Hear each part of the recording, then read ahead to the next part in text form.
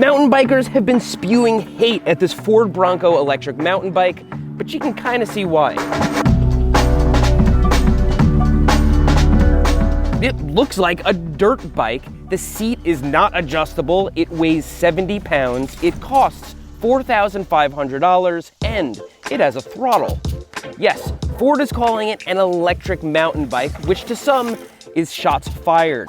One Pink Bike comment reads, "It's like the worst of a Sur-Ron and MTB combined." But could it be that comments like these are just cheap shots at a fun toy designed for the general public? Are mountain bikers missing the real point of the Bronco e-bike? Could the Bronco bike actually be good for the people it's designed for? Or is this horse manure?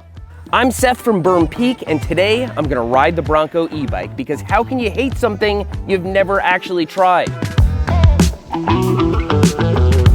Let's start with the biggest criticism, the most obvious one. The thing looks like a dirt bike right down to the saddle, which of course you can't adjust. But is that even a problem? After all, it has a throttle switch.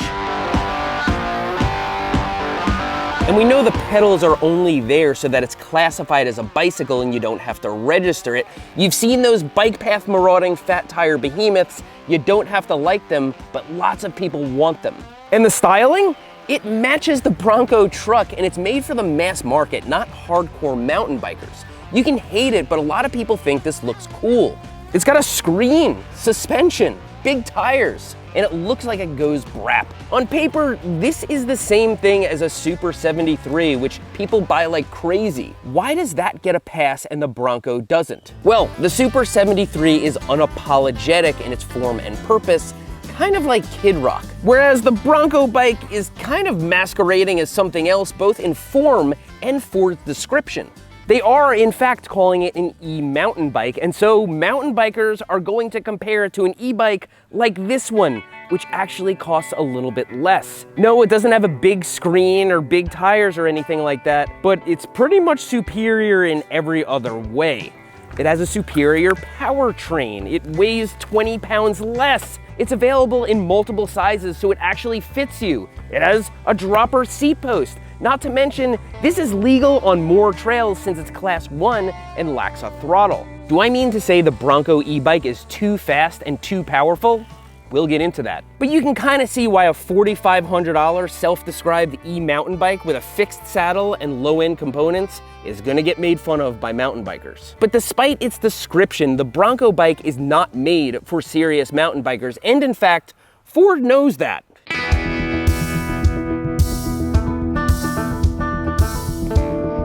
So who is the Ford Bronco e-bike actually made for? Well, new car buyers, of course. This is a lifestyle accessory that matches the Bronco perfectly. They might even use it as a negotiation tactic. If you've ever been in the finance room, you know they'll throw in a set of wheel locks or some floor mats to sweeten the deal. But the finance guy at your local Ford dealership is not gonna measure your inseam or ask you what group set you want. They're gonna want a one-size-fits-all machine and get a yes or no. You sell this to a normie who's gonna kind of toot around their subdivision, they're gonna want it to be polished and they're not gonna wanna pedal it. So it has a throttle and it looks kind of cool. So when you look at the full picture and consider the actual purpose of the Bronco e-bike, it makes sense why so many car companies are making bikes just like this one. And if it puts a smile on somebody's face, then who cares if it looks like an electric dirt bike? As long as it does what Ford is claiming, then I have no problem with it. What is Ford claiming? The Legend is on two wheels. As riders will expect from a Bronco, it's got the trail-ready performance to match its off-road heritage. Whether you're exploring OHV trails or headed to a distant fishing hole, the Bronco is fully capable and ready for adventure. Okay, the first claim, exploring OHV trails. First of all, I have to commend Ford for saying OHV trails and not mountain bike trails, because it's a throttle e-bike. We're here at Cayuga Bike Park where pretty much anything is legal. That fire road there would be considered an OHV trail, off-highway vehicle trail, and so let's go on it with the Bronco e-bike and see how it performs. So this is where people pedal up to ride trails here. I don't know if I'm gonna pedal up because I can't adjust the seat on this thing, but let's try using the throttle. So right now, electric assist is off. We're gonna press the plus button and put it into Baja mode, the most powerful mode. So let's go. What the heck? Why is it not going? It was saying power here. Okay, I have my finger all the way down the throttle. Current, error, or MOS tube damage. I mean, I'm at 88% battery here. I also don't know how I could have gone 10 miles when I've gone like from the parking lot. Okay, throttle, I'm gonna kick off with my foot. Okay, it's going in Baja mode with the throttle all the way down. Okay, let me pedal it to help because it's stalling out here. I've gotta stand up to pedal. Okay, now it's kicking in. This feels like a lot more power. Yeah, when you pedal, it's like a powerful e-bike, but then on the throttle, can barely go up the hill. Like here, all right, we're dead in the water. Okay, they do mention the torque here. 85 Newton meters of torque provides the acceleration needed for quick starts on rough terrain and makes quick work of the climb. I'm gonna have to challenge that claim. I mean, this isn't even that rough, so it'll go fast eventually, but there are no quick starts. They also say the maximum assisted speed of 28 miles per hour in Class 3 mode with the rider pedaling will make trails and forest tracks pass effortlessly. So we're at the bottom of the climb again. Ford says that there's more power when you are actually pedaling the bike because this has pedal assist. Now, the Ford Bronco e-bike has a hub motor, which mountain bikers really hate. We like our motors up here at the crank so that you get a more natural pedal feeling. But despite the fact that the Ford Bronco has a hub motor, it has torque sensing pedal assist. That means that as you pedal, it will respond proportionally to how much power you put into the cranks. So I'm gonna try pedaling it up the hill with a non-adjustable seat and see how that works out. I actually prefer torque sensing pedal assist a lot. And despite my knees being all bent up, it seems to be providing ample power. I'm having a pretty easy time getting up this hill. Okay, if I really push on the pedals, it's rewarding. It'll make you go. And although it doesn't feel as natural as a mid-motor like that Specialized Levo has, it's torque sensing pedal assist. I'm impressed that they put that in there, to be completely fair. The other thing is, it's very, very tiring because my legs are all bent up and there's no viable seating position here. All right, let's go back to throttle mode. Okay, we had a little momentum, so she's going. Oh yeah, see, those are real e-bikes. So pedal assist mode offers significantly more power, if only because you're putting in a little bit of power with your own legs. The only problem is you can't adjust the seat. And so I'm 5'4". That puts me in like the 3rd percentile or something for adult males. This is as good as it's gonna get because I can extend my leg somewhat. Now, what I've been doing to compensate is I kind of scoot back on this seat to try and extend my leg out and get my leg straighter so that I can put power into it. And that puts me back like this. Not a very efficient way to pedal. You want to be centered over your cranks. So this is a problem, especially for somebody who's average height or taller. Curtis, you're tall. You want to try pedaling this up the hill? Yeah. Give it a shot.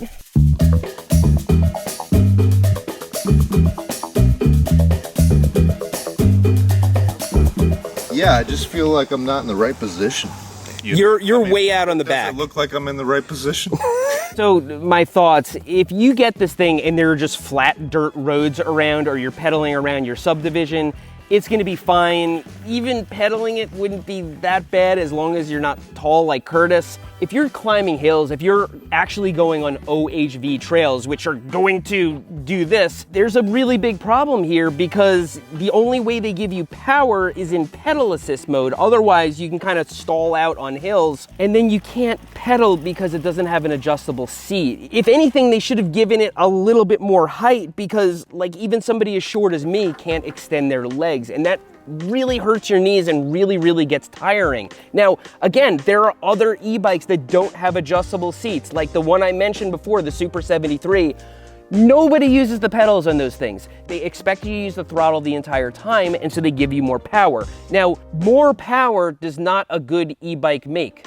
Now, let me be crystal clear. When I'm talking about power, I'm not talking about top speed. A throttle should be limited to 20 miles per hour. But in this case, it's got this weird torque curve where when you first press the throttle, there's no power. And then when the thing finally gets going a little bit faster, it sort of ramps up. That's not normally how electric motors work. Electric motors give you instant torque, and maybe they did it for safety or something. I have this in Baja mode. That experience does not make me feel like it delivered. So you can see the Bronco bike has suspension, front and rear. There's a suspension fork, there's a coil shock back here. Let's see what Ford says about it. Custom GOAT, G-O-A-T, goes over any type of terrain. Inspired suspension lets riders maximize the bike's power by keeping the wheels on the ground over small rocks, while the air-sprung fork and coil rear shock are ready to tackle more challenging terrain. So first of all, I don't really care if somebody comes up with a clever marketing term, but this was a missed opportunity. This 4-bar linkage is actually referred to as horse link because there's a link right here below and in front of the rear axle. They could have called it horse link. That's a missed opportunity. Goat suspension, that's a completely different hooved animal. Horse link. Okay, testing the GOAT suspension. I gotta say, if you are on just a dirt road with little bumps, it's plenty comfortable, like at the speeds that they're actually gonna ride it. You don't wanna get it airborne, but as long as you're just going over bumps, it's actually quite effective. So this is an air fork that does have adjustable rebound damping. It's made by Zoom. They do make a lot of bike parts, nothing particularly high end, but that's okay. The thing is, it says here, not for use for free ride, downhill, jumps, or any dangerous sports, for cross-country leisure purposes only. So I guess to be fair, they called it goes over any type of terrain suspension, GOAT suspension. They didn't say it goes off of things or that it jumps off of things, and that is true. They do not want you to do that. Okay, I don't have any problems with their marketing claims of goes over any type of terrain suspension. It's just a fun acronym. It doesn't really mean anything. And to Ford's credit, in the user manual, they recommend a lower leg service every 50 hours of riding. How are you gonna put this in a bike repair stand? Again, we keep coming back to this here saddle, and Ford actually mentions it here. The Bronco's unique moto-styled saddle makes it easy for riders to perfectly position their weight on the bike and muscle over or around obstacles. So that's technically true. With the saddle down here and out of your way, you can stand up and muscle the bike around, but we have not yet really tried this on any type of cross-country trails or single track. So let's do that. They seem to imply it's good for it. Okay, first in flight, you know, North Carolina, Wright brothers. This is an easy trail. That's what that green dot means. Easy going tabletop jumps. Jumps are rollable, no gaps, designed for beginners. That's kind of what they describe here with this fork and the GOAT suspension. So let's give it a go. Okay, don't need any pedaling here. This is downhill. Nice and smooth so far. Okay, we caught a little air there. Yeah, I mean, it's fine for this. I'm probably going a lot faster than anybody with this bike would. This is a groomed flow trail. It does have a little bit of a bag of bolts kind of feeling because of reasons we'll get into later. You can feel the chain slapping around, but it's not an uncomfortable ride. You know, it's got GOAT suspension. Oh, does not corner very well. It is a very long bike. It's like almost Grim Donut long. Yeah, this would get old after a while, but it's not terrible. Now we're headed back to the skills area, and I'm using the throttle because who wants to pedal this thing? But when you're standing up on it, like treating it like a dirt bike, you expect it to kind of like perform like a dirt bike, and it doesn't. Here's where it probably belongs. Okay, let's go into the skills course here. There'll be some places where we can pedal over things. Okay, lowest gear, rocks. That's any type of terrain.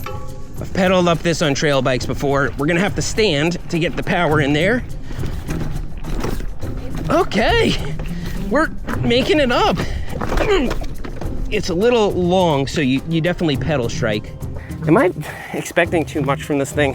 All right. Okay.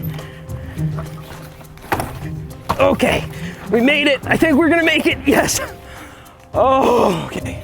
This thing is really, really tiring to ride, especially when you're pedaling it, but also the weight. This thing weighs close to 70 pounds. Now, that wouldn't be a problem at all if the throttle actually had some torque and it performed like an electric dirt bike. You wouldn't care what the weight was, but you kind of have to pedal this thing, and then you're also throwing it around. Now, To be fair, this moto style saddle is actually good for maneuvering the bike. It never got in my way. That's why dirt bikes have seats exactly like this, but dirt bikes also have torque. And that raises an important question. Where is all the weight even coming from? This weighs 20 pounds more than a Specialized Levo, which costs a little bit less than this.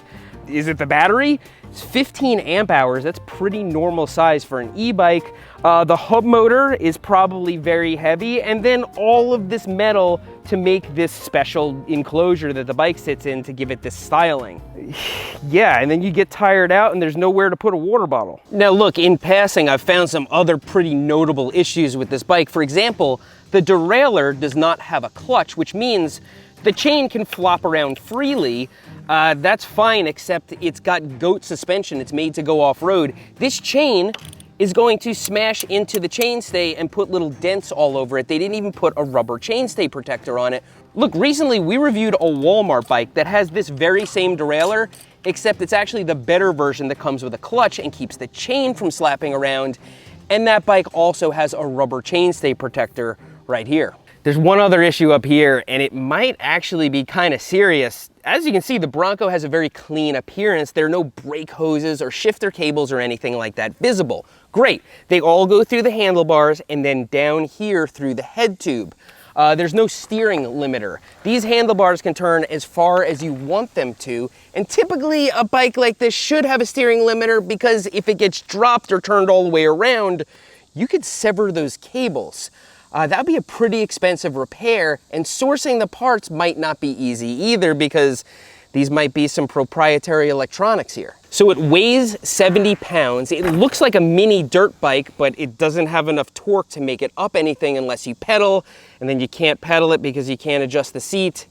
Is there anything cool about this bike? Well, it's got a tail light that actually functions with the brakes, but it's positioned in a way that nobody would ever see it. It does have a headlight, and it has high beams. That's kind of cool. For the target market, the screen is pretty freaking cool. They even recessed it into these custom handlebars. And say what you will about the styling, but the Bronco bike is very clean. It's in the press color. It's got the little Bronco emblems on it. My wife and daughter think it looks great, and I don't hold it against them. And as an accessory to the Ford Bronco, this start-stop button is actually a nice touch. And for the general public, they took safety seriously. These hydraulic disc brakes are more than ample, and of course, they limited the power by giving it a ridiculous torque curve. But in trying to be fair to this bike, reviewing it based on who it's for, not who it isn't for, I've pretty much come to the same conclusion as those meanie pink bike commenters did.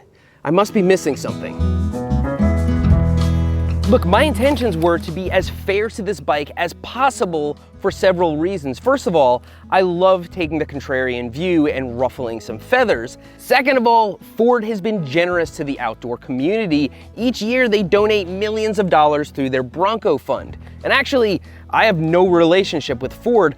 I bought that Lightning over there for full retail, and I love it. It's the best vehicle I have ever owned by far. So as a happy Ford customer, an outdoor advocate, and someone who thinks the actual Ford Bronco is pretty cool, I take no pleasure in telling you how right everyone was about the Bronco e-bike. So I can confirm, the Bronco bike sucks, not just for mountain bikers, but for the actual people it was intended for. Because if you can't get it up a hill without pedaling, and anybody taller than me pretty much can't pedal it, then it's only good on flats. What's the purpose of goat suspension on flat terrain? There is a possible solution. See, the speed is limited to 20 miles per hour for classification purposes, so they limited the throttle to 20 miles per hour as they should. That makes perfect sense. When you pedal it, the bike is class 3. That means it'll top out at 28 miles per hour. But when you pedal it, it seems to have a lot more torque. Pushing that throttle starts off with no torque, and then as it gets up to speed, it goes a little bit faster and feels like it can climb a hill. So I think this horse was electronically castrated. A firmware update might allow for more torque in throttle mode, or a more aggressive torque curve. You don't need to limit the torque to limit the speed. This could still top out at 20, but also be able to make it up a hill. Just look at the cheapest e-bike on Amazon, which I reviewed. It can almost make it up my driveway without me pedaling at all. And it has a hub motor as well. Yet it tops out at 20 miles per hour and remains compliant with e-bike regulations. So as a thank you to Ford for supporting outdoor initiatives, I'll provide some free advice. Find out if you can change a few lines of code and give this horse some balls. So pretty clearly this bike is not made for me. It's not made for most of you. We're mountain bikers and we expect something different. But is this good for the people that it's actually designed for? Well, let's compare it to something else they might buy, like the cheapest e-bike on Amazon. The Ford Bronco e-bike versus the Funhang EB M1. They're both limited to 20 miles per hour on the throttle and they're both rear hub drive. I'd say it's pretty fair. Let's use throttle only and drag race up that little gravel road over there. On your mark, get set, go. Oh, we're gonna get you. No, you're not gonna win. I'm getting you. I'm getting you, come on. Come on, pony. Oh my God, you won. You freaking won, dude. You know what I'm curious about? Let's try this little slope over here. Okay, so on my go, we are gonna go up into the parking lot right here. I'm starting a little bit flatter because you have the torque advantage. On your mark, get set, go. I'm not going. Here we go. Okay, can we catch up?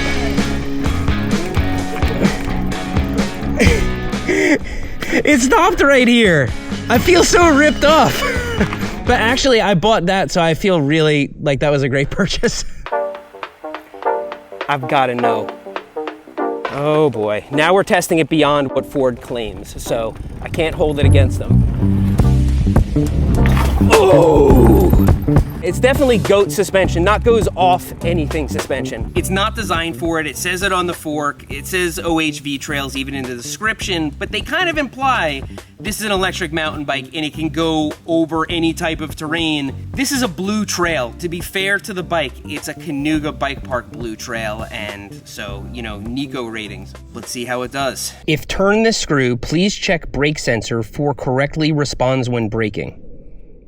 Will do. Okay, beekeeper. We're not gonna need any throttle from here. It's all downhill. Okay, this is definitely not something you wanna ride too fast because it just hurts the suspension. It is true though that the seat is not that bad for this application. Just standing up and going down the trail. Okay, a little log drop. Okay, the brakes are not bad. Like, they definitely took safety seriously here. Very long bike, not great for sharp turns, but again, for the intended market, that might be okay. Just very violent at times. Oh, that could have been bad. As long as it's just bumpy and not chunky, this suspension's adequate, but after that, it gets a little much. I really tried to be fair. I threw this bike every lifeline I possibly could think of and arrived at the same conclusion everyone else did. To be fair, I did find 3 things that are really good about it. First of all, the brakes are really good. Second of all, for the target market of non-bike riders who just think it looks cool, yeah, it's got the styling of the Bronco and it has the big screen and everything. And third, it's actually not built too bad. We rode it all over Cayuga today, did a lot of stuff with it. I even crashed it and it's perfectly fine. And so I don't think people are gonna break it doing the things that they do with it. Am I the stupid one? Could it be the case that none of this even matters? The cheapest e-bike on Amazon is more functional than this, but this is not supposed to be functional. It's supposed to be a toy, a branded lifestyle accessory. But as a toy, it's frustrating. It looks like a dirt bike. It's 70 pounds. You can't adjust the seat. And when you push the throttle, nothing happens. It's got this artificially neutered torque curve. If the throttle actually gave it ample torque, there would be a lot less to complain about. Then it really would be a toy electric dirt bike for the general public to play around on. And criticism hurled at it from serious mountain bikers would sound like Gordon Ramsay critiquing your grandma's lasagna. Am I a jaded elitist? Probably, but I think I was more than fair to the Bronco bike. So if you're considering one of these as a showpiece, a collector's item to toot around on flats, and you're getting it at a good price, Who am I to judge what makes you happy and puts a smile on your face? I'm all for it. I have nothing against this as a concept. But if you're expecting it to spit dirt out the rear when you hit the throttle, it doesn't. Thanks for riding with me today, and I'll see you next time.